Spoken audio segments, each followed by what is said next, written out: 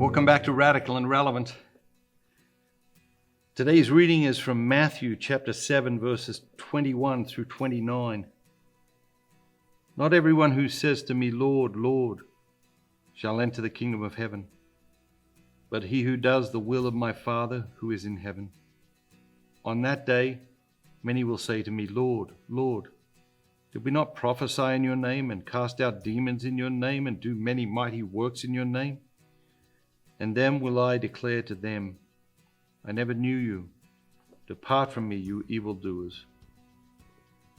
Everyone then who hears these words of mine and does them will be like a wise man who built his house upon a rock.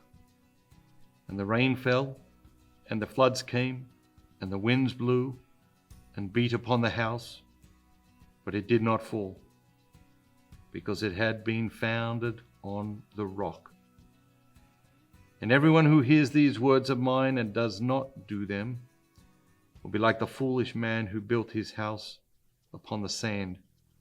And the rain fell, and the floods came, and the winds blew and beat against that house, and it fell to the ground, and great was the fall of it.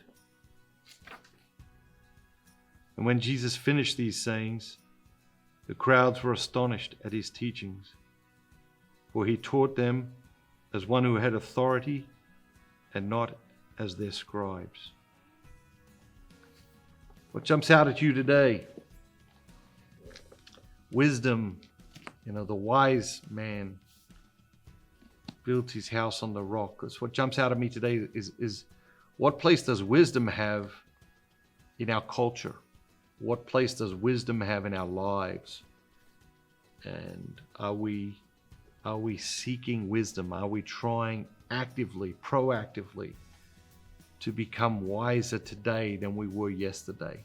We are amassing knowledge and information at an astounding rate in our culture.